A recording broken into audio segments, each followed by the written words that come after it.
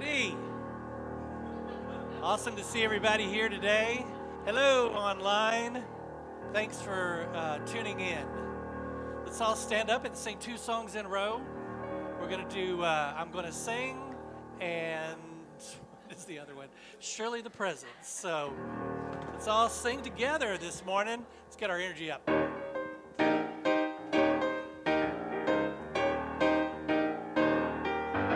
I'm going to sing about the love in my heart. I'm going to sing about the love in my heart. I'm going to sing about the love in my heart.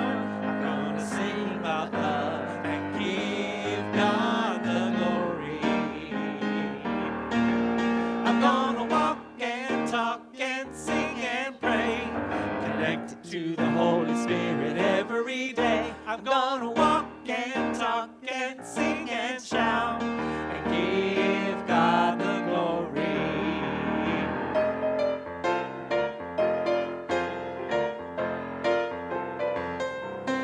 I'm gonna sing about the joy in my heart. I'm gonna sing about the joy in my heart. I'm gonna sing about the joy in my heart. I'm gonna sing about joy and give God the glory. I'm gonna walk and talk and sing and pray, connect to the Holy Spirit every day. I'm gonna walk and talk and sing and shout and give God the glory. Ooh, take it up. I'm gonna sing because I'm free at last. I'm gonna sing because I'm free at last. I'm gonna sing because I'm free at last. I'm gonna sing because I'm free at last. I'm gonna walk and talk and sing and pray, connected to the Holy Spirit every day. I'm gonna walk and talk and sing and shout and give God the glory. And give God the glory. And give God the glory. All right. Yes.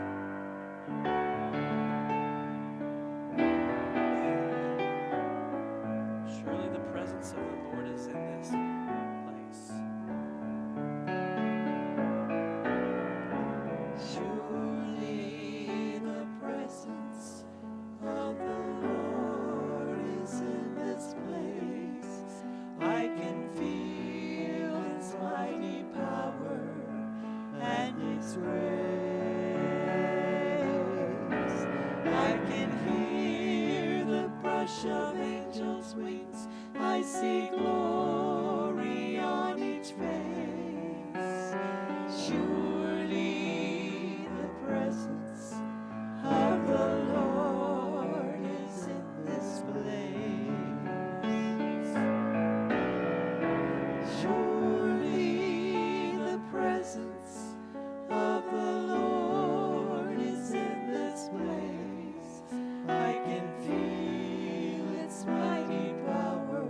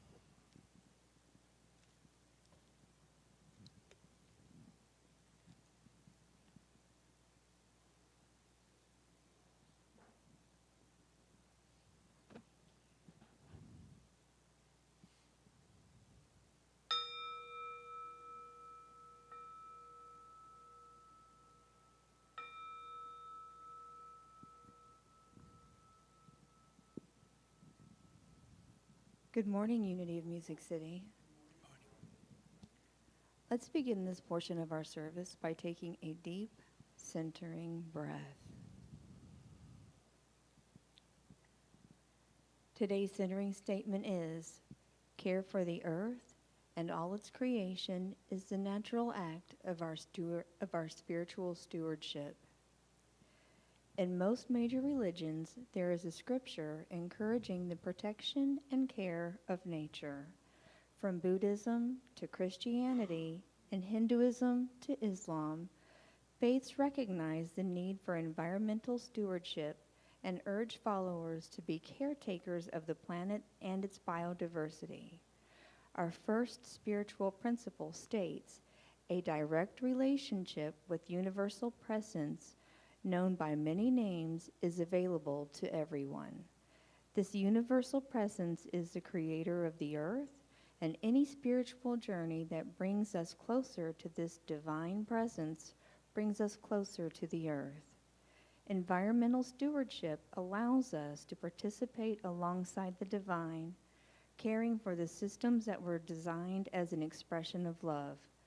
Good stewardship highlights the beauty of creation and honors its creator.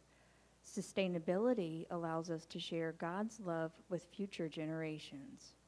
What are we waiting for? What effort can we begin today to put this principle into action? Each of us can take our own individual actions, and when we combine those efforts with the like-minded souls of our spiritual community, there is no limit to the positive impacts that we can make on God's green earth.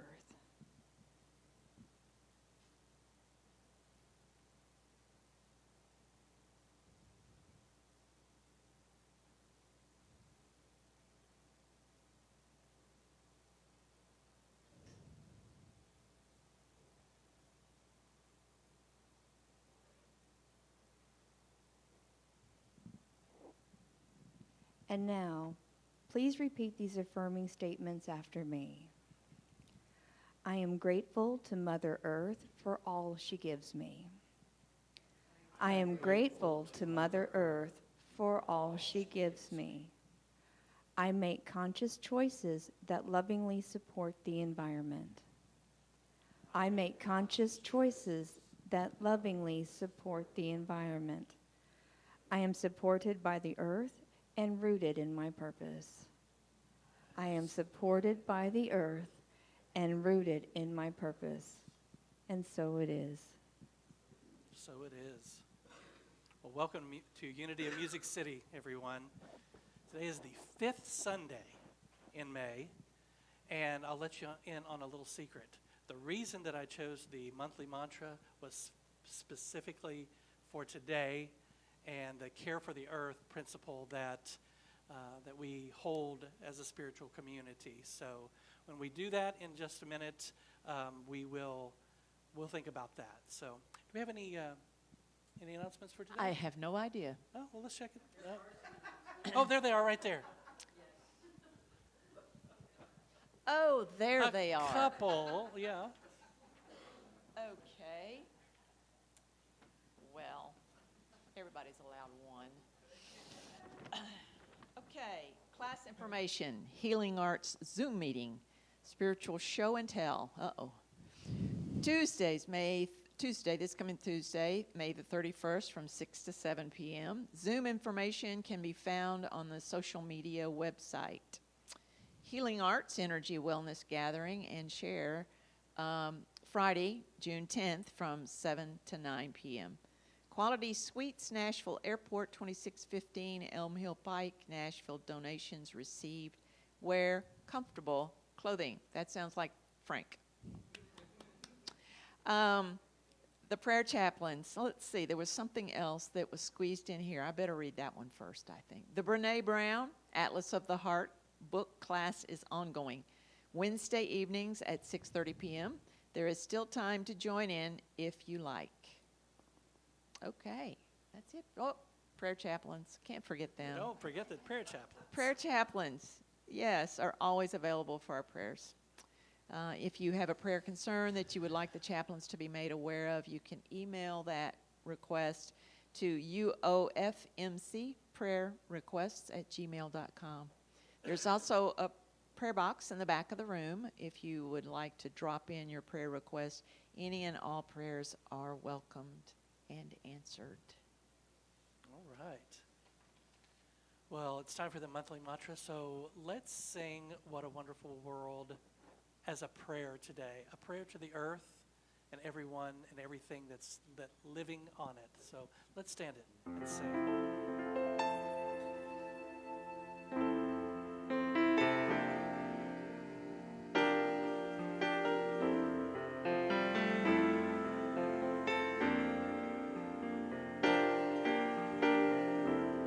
I see trees of green, red roses too. I see them bloom for me and you, and I think to myself, what a wonderful world.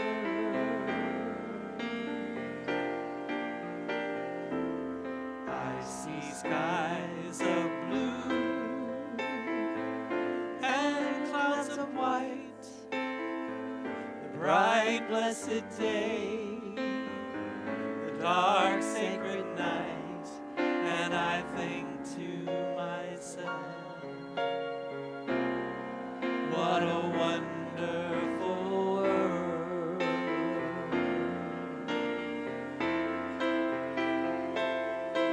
The colors of the rainbow, so pretty in the sky, are also on the faces of people passing by.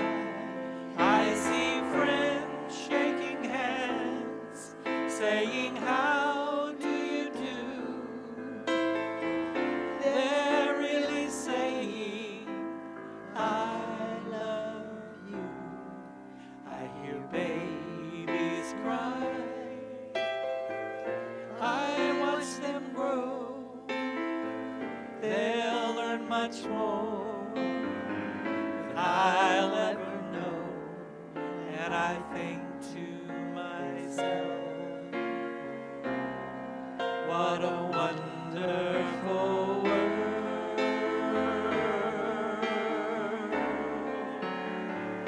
Yes, I think to myself, what a wonderful world.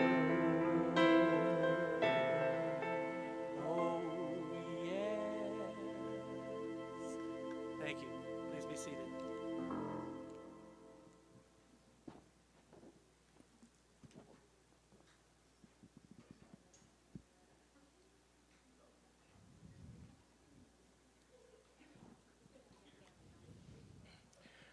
Good morning. Today's affirmation: I care for myself honestly so I can care for others truthfully. All together, please. I care for myself honestly so I can care for others truthfully. The Broadway musical and now movie on HBO Max, Dear Evan Hansen, tells the story of a high school boy caught in the middle of a lie. The lie begins somewhat by accident. Then it becomes a lie that seems justified because it brings comfort and tells a story everyone wants to be true.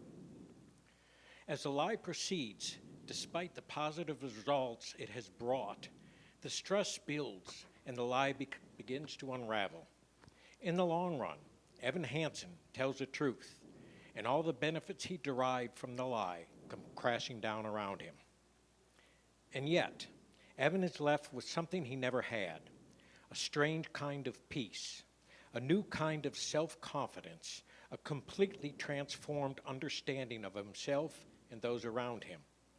He told the truth, and the truth set him free. It always does. The truth is a healer.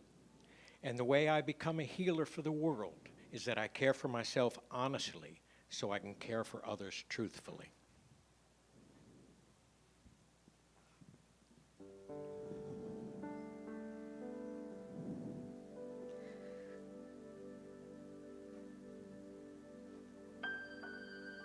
So let's become still for a moment.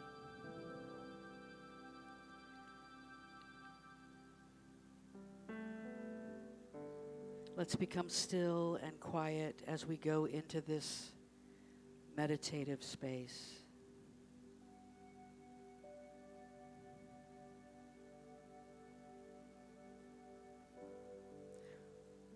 Whatever energy is moving through you right now, just let it escape.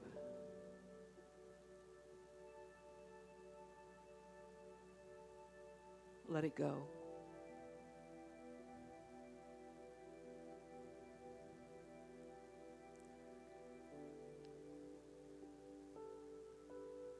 You shall know the truth,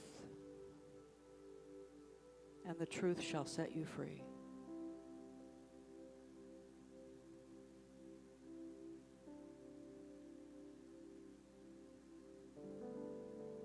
And the place where we most clearly hear that truth is in the quiet, in the stillness.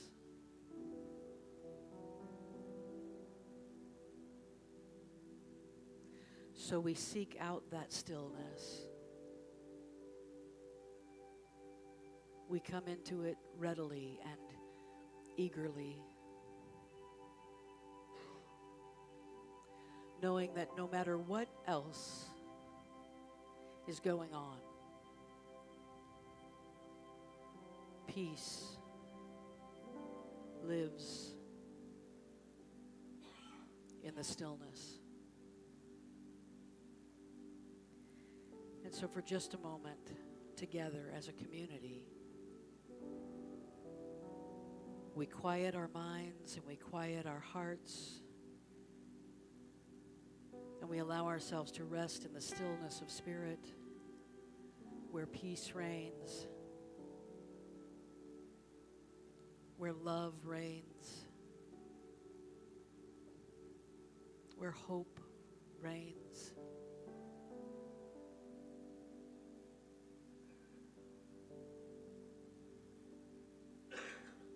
Om Shanti Shanti Shanti. Peace, peace, peace. Together in the silence. In the silence.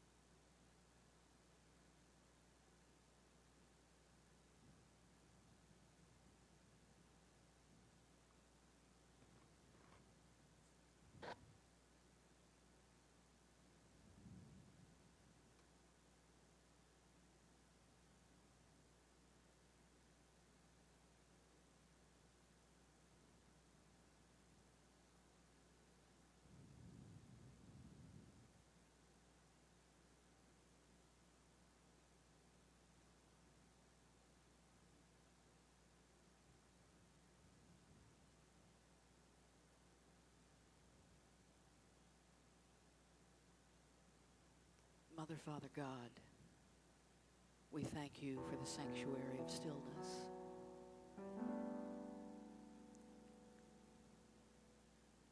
We thank you for the sanctuary of your love.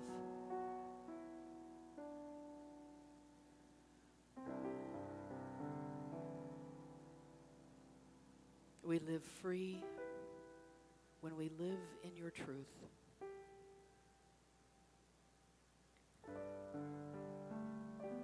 And in doing so, we become conveyors of that truth and freedom. We become conduits for that peace and that love. We become part of the reason why peace may prevail on earth.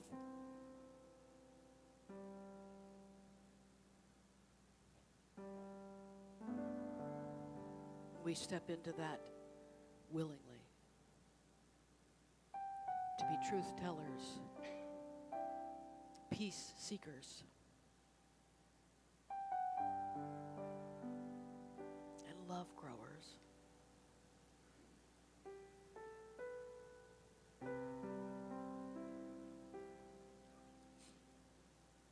Thank you for your silence, your stillness. Thank you for the space of peace that you provide for us. Thank you for loving us, even when we fail. So it is.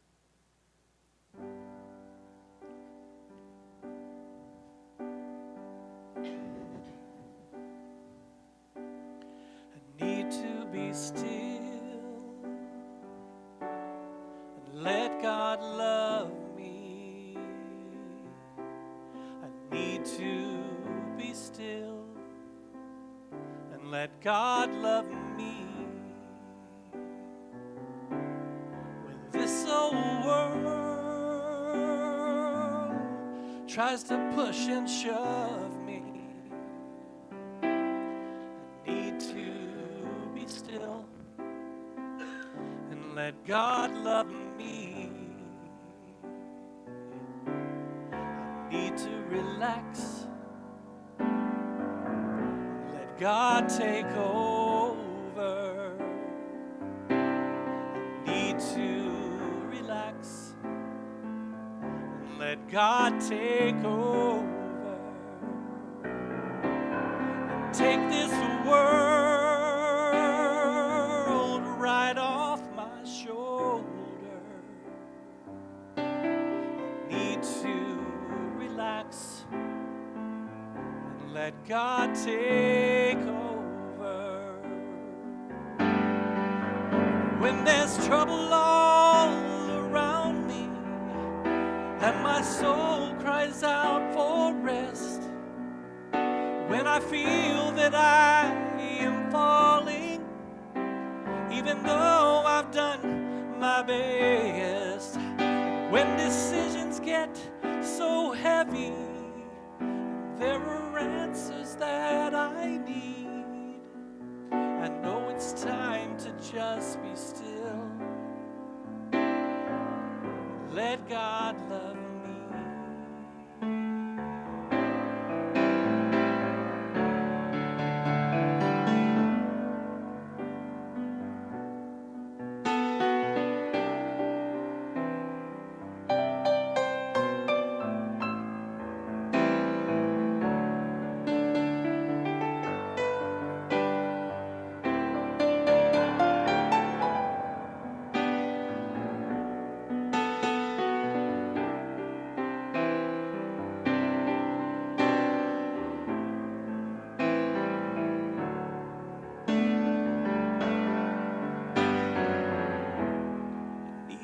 Be still and let God love me. I need to be still and let God love me. This old world tries to push and shove me. I need to be still and let God love me. When this old world tries to push and shove me, I need to be still and let God love me.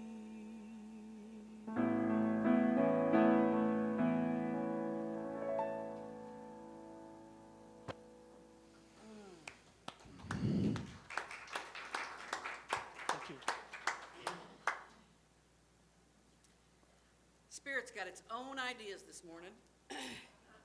I came with another shirt on. I thought to myself, it's probably going to be too hot for that shirt. And then sure enough, it's just hot in this room because Spirit was saying, just don't even start with it on.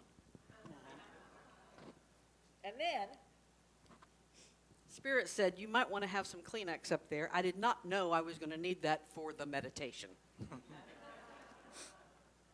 I thought maybe I would be safe for a while. But all right, here we go. You got your seatbelts on. All right. This is week 6 of our We Believe series, what we believe as a spiritual community. We've already gone through the first 5. Next week will be the last of the 7. And today, we're going to spend time talking about our belief that care for the earth and all creation is the natural act of our spiritual stewardship.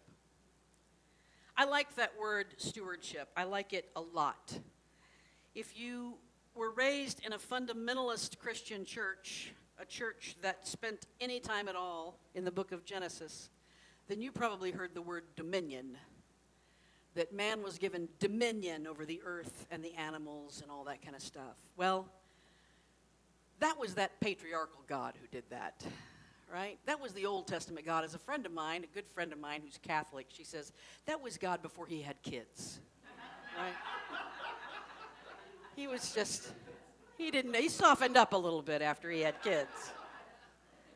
Right? We prefer the word stewardship. Dominion is about a supreme authority, but stewardship means this: the careful and responsible management of something entrusted to one's care. I love that, something entrusted to one's care. That changes everything that we care for. I've known parents who parented as if they had dominion. And I've known parents who parented as if they were stewards of these precious lives they were entrusted with. And there's a vast difference in the results that they get. So this is what we believe. We believe that we have this stewardship over the earth and all of its creation.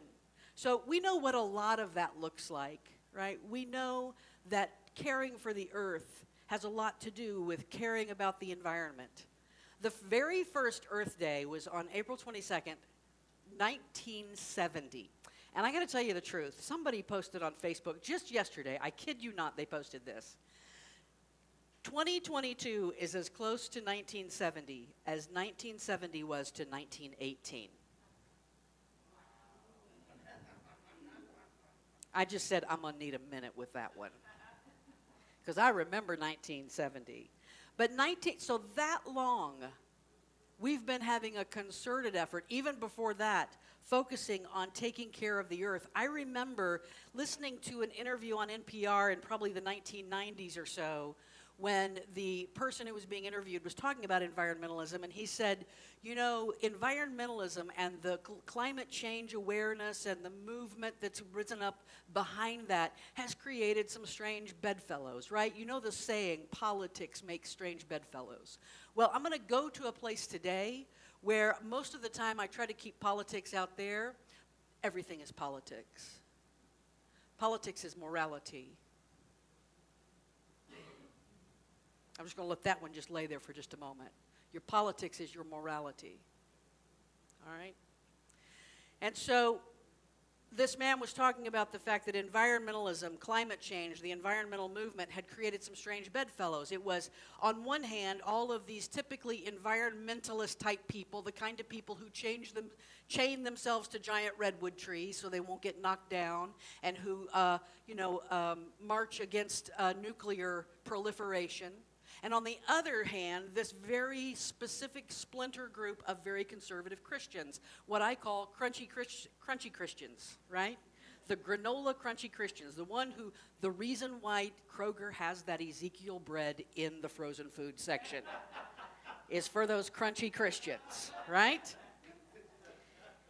And so those two folks found out that they had something in common. They both cared about being stewards of the earth, caring for it. They felt that sense of stewardship and responsibility. And then you might remember it was about 2006 when this movie came out, An Inconvenient Truth. I saw that in the theater. That was Al Gore's work about educating people about climate change. And I remember going to the theater and seeing this movie and thinking, well, that'll wake people up. Right? It won an Academy Award, but I'm not sure how much we paid attention. And we took it on ourselves as stewards of the earth to make some changes, because we were Americans and nobody told us what to do, right? There was a little bit of that. I love the title of this, though, and the reason why I wanted to bring this movie into this today, I could have talked about this issue without bringing that up, but it's because of that title, An Inconvenient Truth. Because I'm going to speak some of my truth today, and some of it might feel a little inconvenient. Some of it might feel a little uncomfortable, but I am going to stand in my truth. So when we care for the earth and all creation, of course we think of this. We think of the earth, we think of the forest, the great rainforest, the lungs of the planet, we think of the sky, we think of the rivers, the arteries and veins of our planet, right? The very heartbeat, the lifeblood pulsing through our planet, right? We think about the animals, right? We go from the flora to the fauna. Yeah, that's the way it goes. Flora to the fauna. We think about the animals, and we love. I've got a confession to make to you today. I hate zoos, and I love zoos. I have a hate-love relationship with zoos. I don't have that with circuses. I just hate circuses. But, and I know that people will tell me that zoos do important conservation work and educational work, and they have important breeding programs, and I can buy that, and I believe that, and yet I have a strong feeling that that one individual snow leopard really would not choose to live on Nolensville Road. Just my personal thing. It's kind of like that starfish. It makes a difference to that one, right? Makes a difference to that one.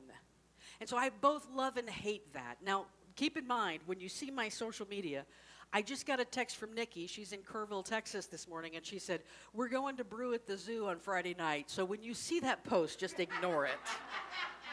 All right? So I have this long-standing, how do I feel about that? When I went to India the first time, we were going to the Amber Fort in Jaipur, India. That is the Amber Fort. Those are not our folks. That's just a picture I pulled off the internet. But I have been up that very same path on the back of one of those very same elephants. And the very first time, I have this real passion for elephants because I've read a little bit about them, watched documentaries about them, and I know that they have very closely knit family groups. They grieve when a member of their family is lost. They hang very tightly together. They'll band together to save one, right? They have a lot of, as a matter of fact, they have a moral code that sometimes puts ours to shame, I would say. And so when I first went to India, and I thought, I don't know how I feel about riding these elephants. If you go and you Google elephant rides, Amber Fort, Jaipur, India, you're going to get a lot of pictures like this back. You're also going to get a lot of articles that talk about how poorly the elephants are treated, and you're going to get a lot of articles that talk about how well they're treated, right? And I have to say, even though, yes, I would prefer that they were treated well, it's really beside the point to me. Because treated well or treated badly, that elephant right there probably ain't with his mama, right? And so there's been a violation of that elephant's internal, instinctual family drive. So the first year, I rode the elephants because I didn't want to make a big deal out of it with the students, but it was the students, God loved them, afterwards who said, they raised the question, said, I don't know how I feel about having ridden the elephants. I said, let's talk about it. Teachable moment. Yes, let's sit down and talk about this. Let's do some research. Let's see what we can find out. The next year when I went back, I made the decision because here's the key, and this may be the thesis statement of today. When you have a conviction about something, in a true conviction, it becomes the words you speak and the actions you take. And if it doesn't become the words you speak and the actions you take, then it is not a true conviction. Period. And so the next year when I went back, I explained to the students why I would not be riding the elephants. I didn't judge them. I said, if you choose to do it, I'm not going to judge. As a matter of fact, I'll be waiting at the end with the camera to take your picture so you can send it home to your mama. I'm not going to give you, but I'm going to give you information, and I'm going to tell you what my conviction, what my heart asked me to do, right? Another thing that I loved in India was the rhesus macaques. These are rhesus monkeys. They're all over the place in India. They're little thieves. That's what they are. They'll come right. As a matter of fact, I read a story where a macaque, a rhesus monkey, jumped out of a tree in Delhi, and a lab technician was heading to the lab with a whole big box of COVID-19 tests that had already been taken. He was going to process them. And this monkey jumps down and grabs them all, runs up into the tree. The monkeys start chewing on them and go, that doesn't taste good, and throw it down, right? And they'll do that. You have to be careful. But I got the chance to feed some rhesus monkeys when I was there. They hang together in groups. And then, of course,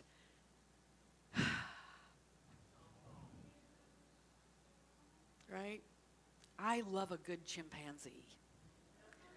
Instagram Reels has already figured me out because it just feeds me monkey reels. Now, I also have a little problem with that because half of these monkeys who have their videos on Instagram need to be living in the forest, not with the people who are taking their video. But I don't know their story. I'm going to stay out of judgment about that, and I'm going to enjoy the monkey reels. But anyway, monkeys, we have 99% of the same DNA. This is our closest cousin. Chimpanzees and bonobo. And in fact, over the last 20 or 30 years, maybe more than that, there's been something called the personhood movement.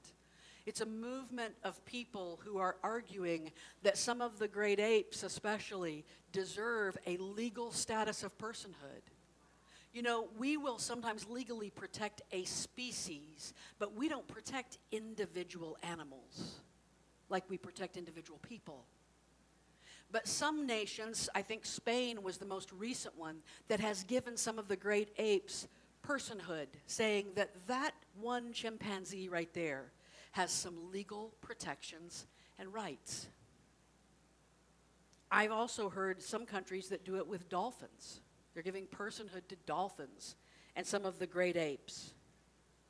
This personhood. Let's talk about that for a moment. We already know that we fail at taking care of the earth. We fail. The United States especially is behind on this. Europe is 40 years ahead of us on taking care of the earth. We already know that we fail in taking care of our animal brothers and sisters, right?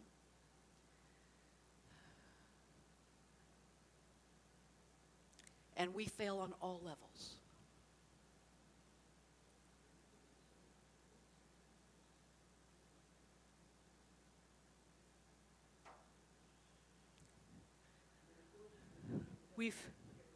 We fail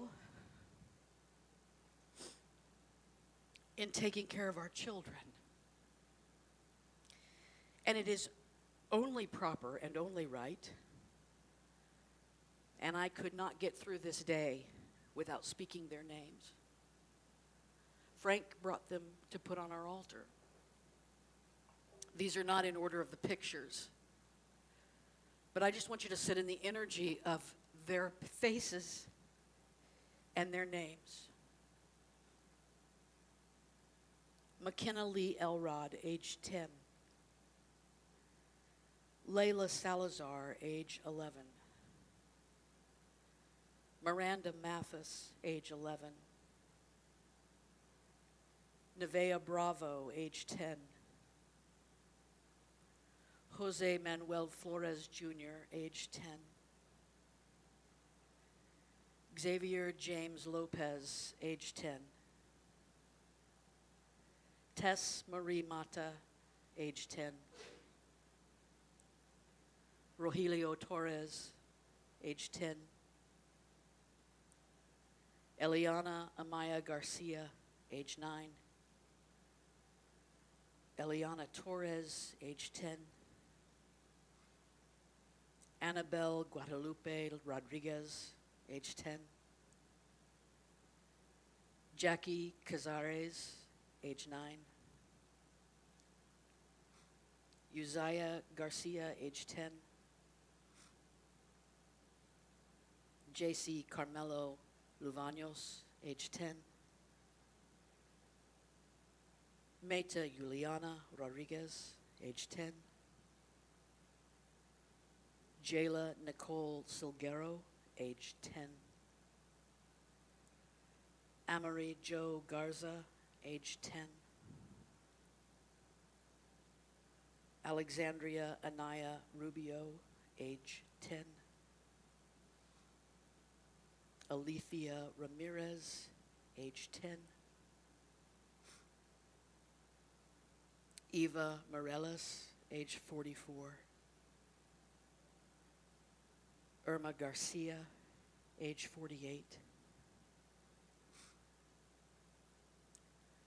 And number 22, Joe Garcia, who died of a broken heart 2 days later.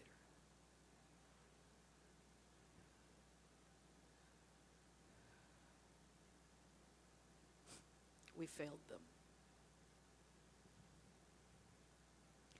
And we failed them. Just a week before, at a Tops grocery store in Buffalo, New York, 10 people murdered by a white supremacist. Aaron Salter, Andre McNeil, Celestine Cheney, Geraldine Talley, Hayward Patterson, Catherine Massey, Margus Morrison, Pearl Young, Roberta Drury, and Ruth Whitfield.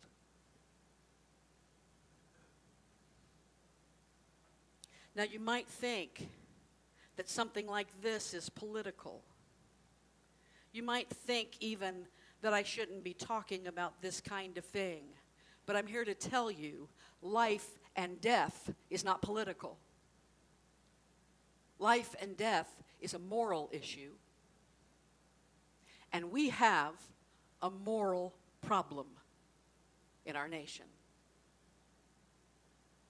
In the past 3 years alone, the total numbers of mass shootings in the United States have gone from 417 in 2019 all the way up to 693 in 2021. This isn't something that has slowly, this is something that is happening now. This increase and this tragedy is happening now, right? I want to also show you 2022 numbers, the best we know them. They changed. These 2022 numbers were April 17th. They're already outdated. Already outdated, because this is what I want you to hear from this. That sentence in the middle. There are more mass shootings than days in the year so far in the United States of America.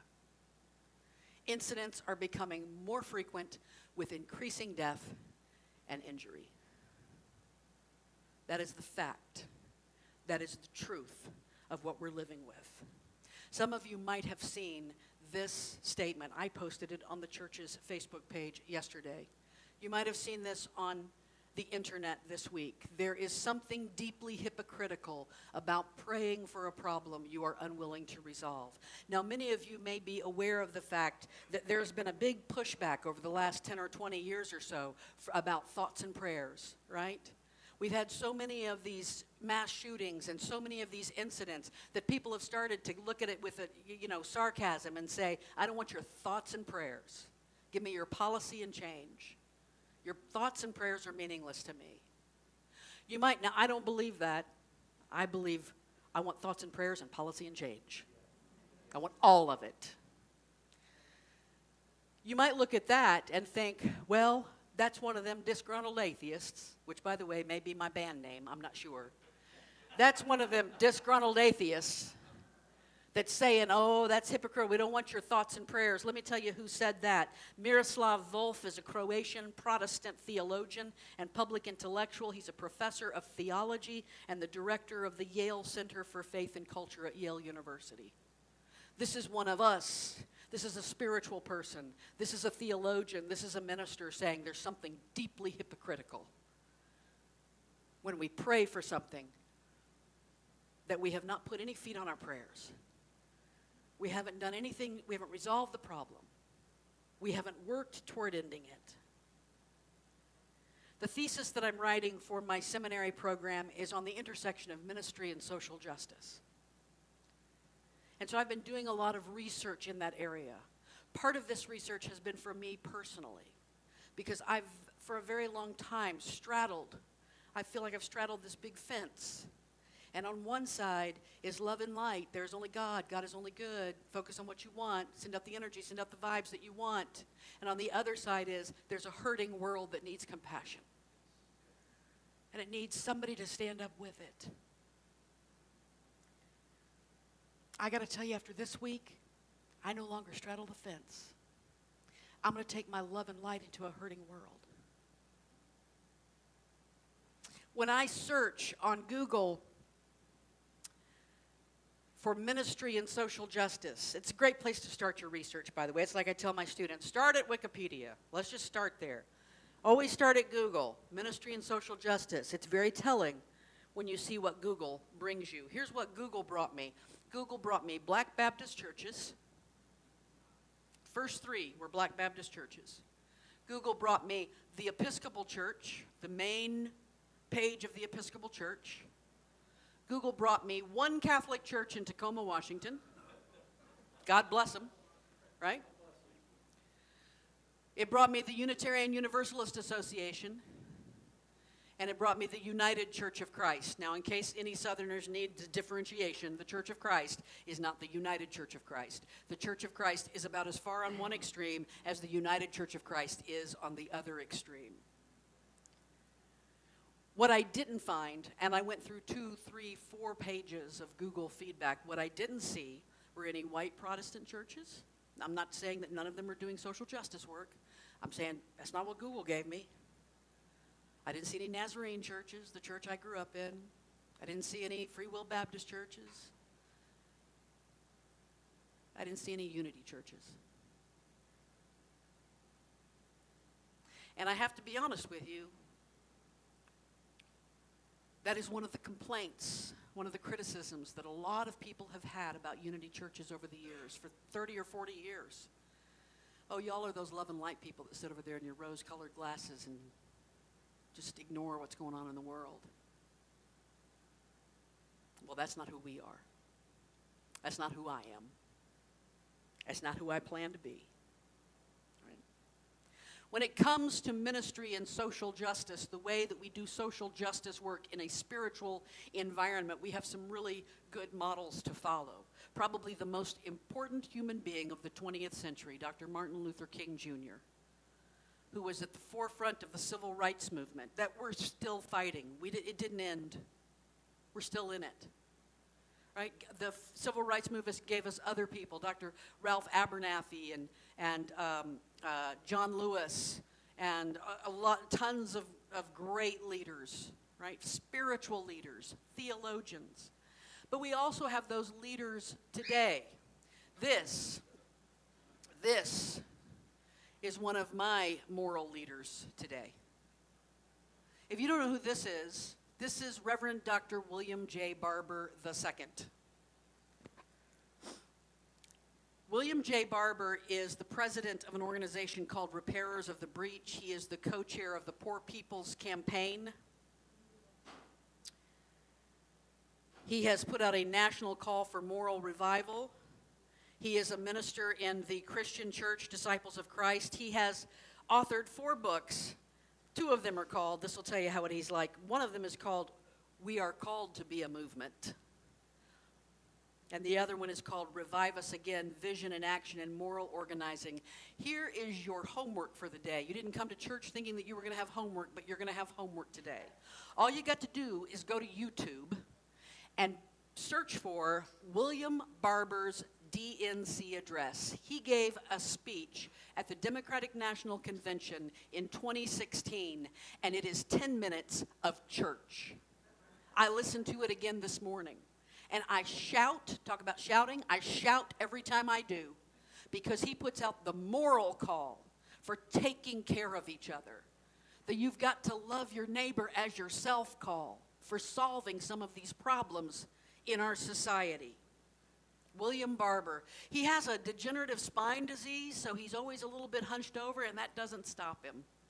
He is a powerhouse of social justice and spirituality, and he does it all under the auspices of this is what's the moral thing to do.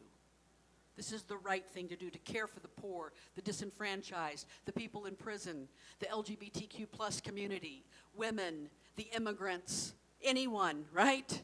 We care for each other unconditionally. Another person that I would be remiss if I didn't mention is this man. This is James Reeb. James Reeb was a Unitarian Universalist minister who was involved in the civil rights movement of the 50s and 60s. He went down to Selma to participate in the Selma March. The Montgomery marches, the Selma March was a march to register people to vote.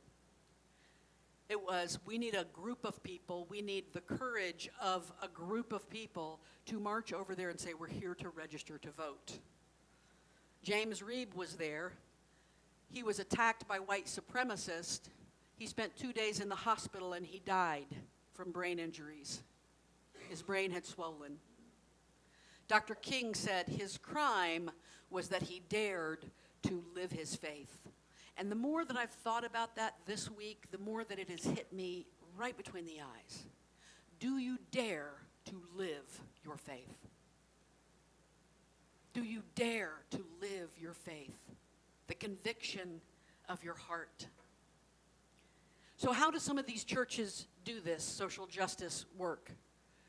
On the social justice and advocacy engagement page of the whole Episcopal Church, this is the main one, not one individual church, the whole church, it says this: social justice and advocacy engagement is the work of Episcopalians to build community networks for justice by connecting and mobilizing people from the pews to the public square. It's getting people up off the pew. That's a good way of saying up off their rear end, right? To do the work in the public square.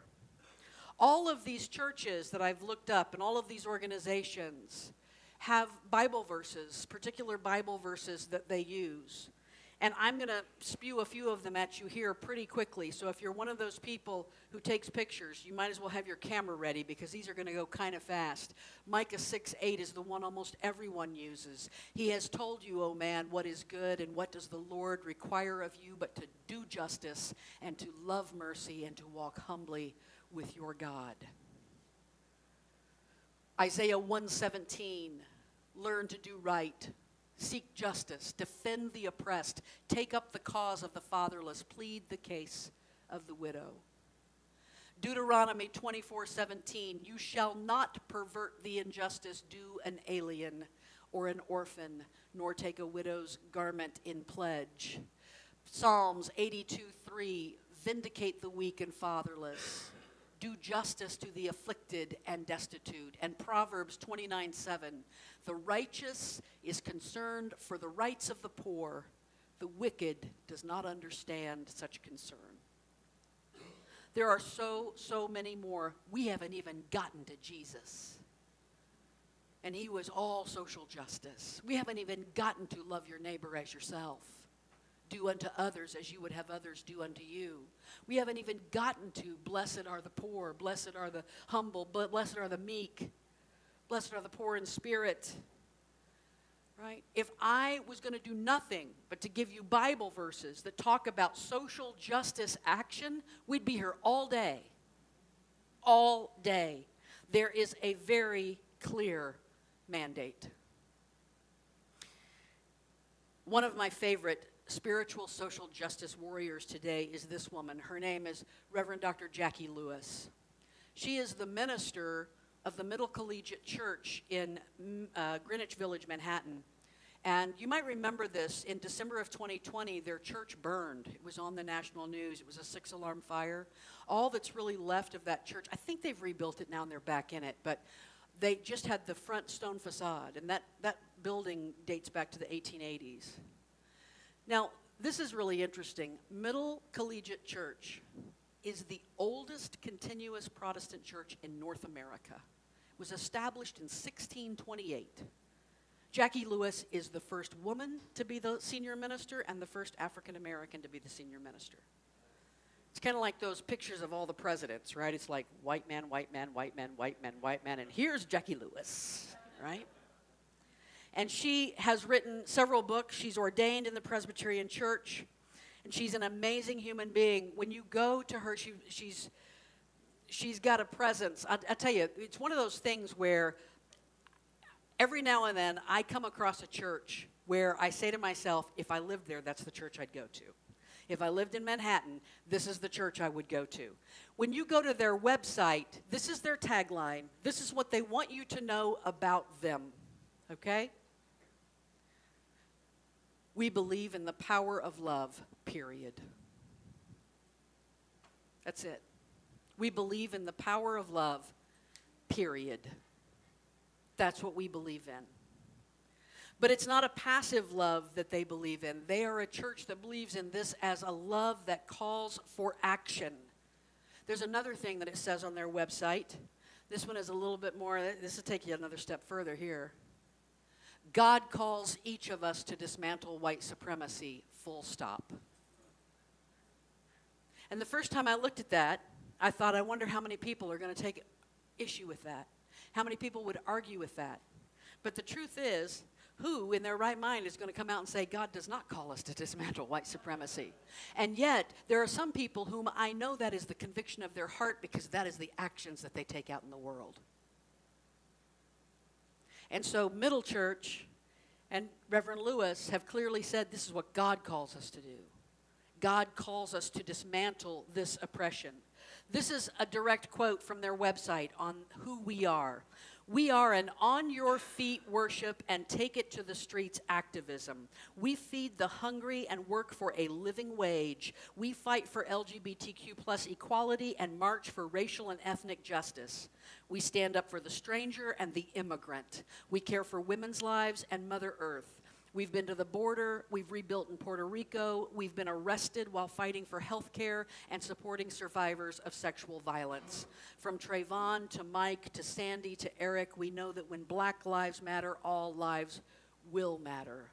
They live their faith to the point of being arrested like Dr. King, arrested like Nelson Mandela, arrested like Mahatma Gandhi, arrested like the Apostle Paul, who dared to let their conviction dictate the actions, dictate the words that they speak.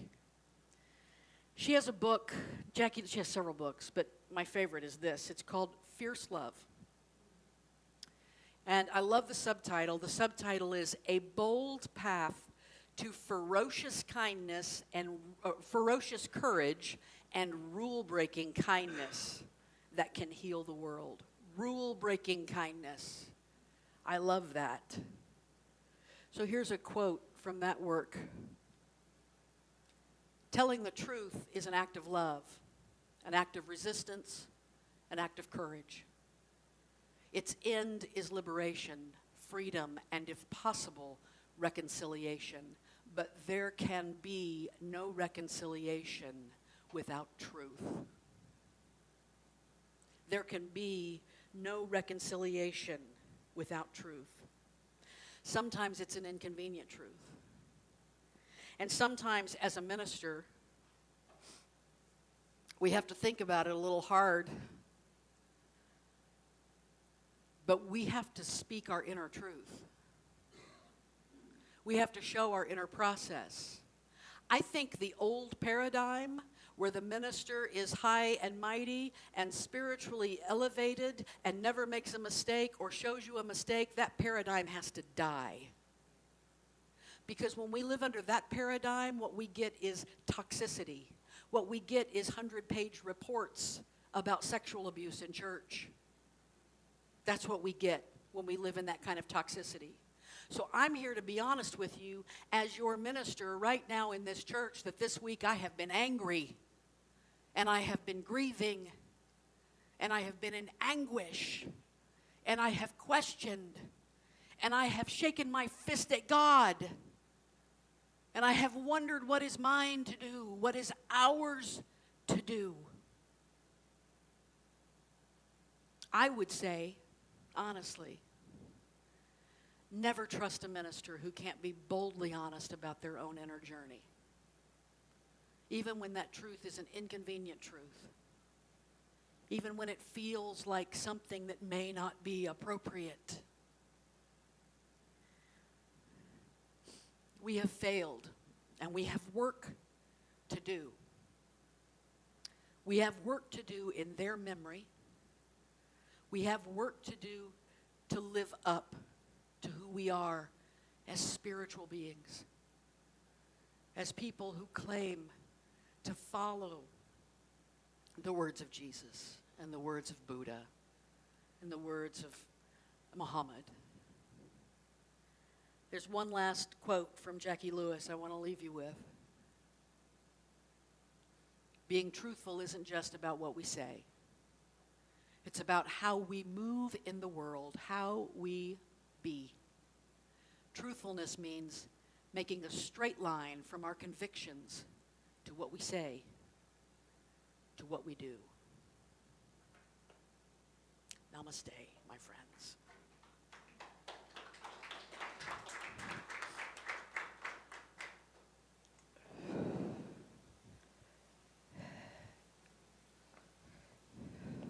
Thank you, Deb. How fortunate are we to be in this space with these people at ground zero of building what we want to build, seeing what we want to see. You know, we have the opportunity here to create something special, something that includes social justice, something that includes these principles that we have met for months and talked about and put them into action. I'm very grateful to be part of a spiritual community where we have that opportunity and we can do that.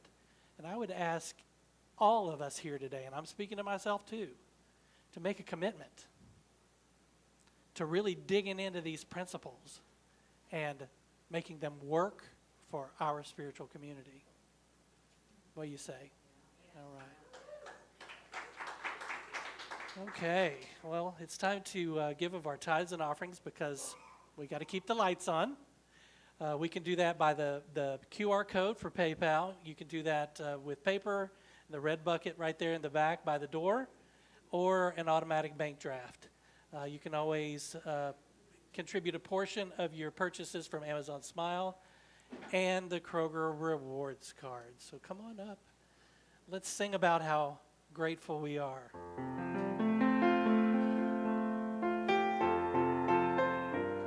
I am grateful. I am grateful for another day of living. Grateful for a new chance to forgive. I'm grateful to receive life's many blessings. And I'm grateful for the love I have to give. I am grateful for another day of living. I'm grateful for a new chance to forgive. I'm grateful to receive life's many blessings. And I'm grateful for the love I have to give. And I'm grateful for the love I have to give. Let's all stand up, and Sherry, will you lead us in the prayer for protection? All right. The light of God surrounds us. The love of God enfolds us. The power of God protects us. The presence of God watches over us. Wherever we are, God is, And all is well. Life is good.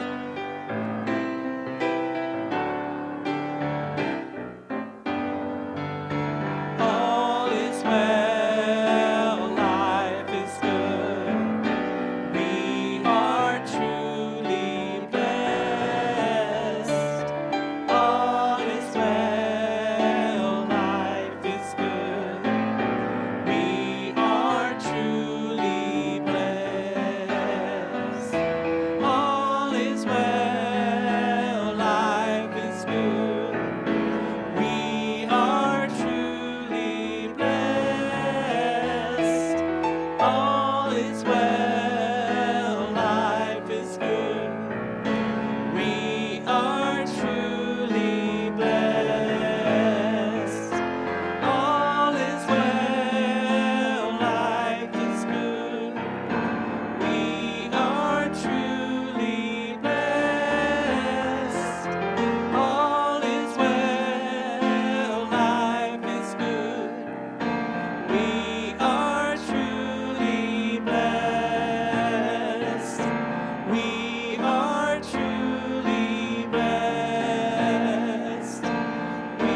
We are truly blessed.